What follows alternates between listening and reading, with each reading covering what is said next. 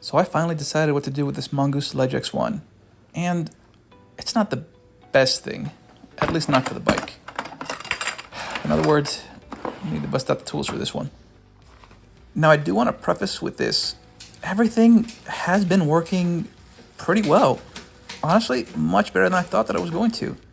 Everything from the back of the bike, to the dropper post, to the fork.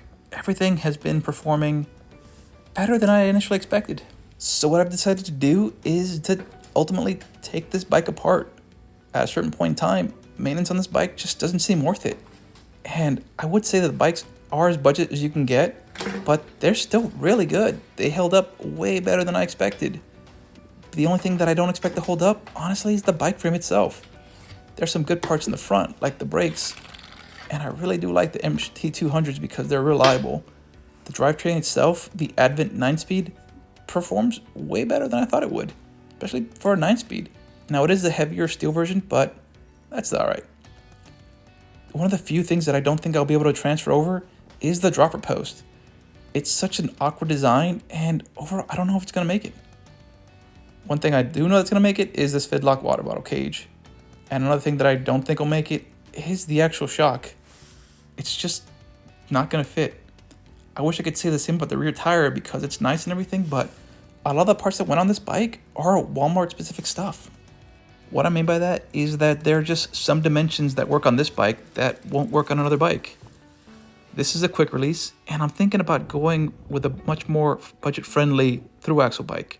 The cassette is steel, and it's lasted for a good long time. The V tires will probably transfer over, but I don't know what to do with these Inferno wheels until then. The cat is just a cat. The front fork, I'm very happy that it's a through axle because I don't have to worry about this. This is the same tire that came off my Marin San Quentin 2, so I'm going to keep using that, and I'm hoping to use that in another build. One thing I want to show off is the noise that I mentioned on my last Walmart bike video. Check it out. Now that everything has been taken off the bike that's considerably heavy, let's see if you can't hear this.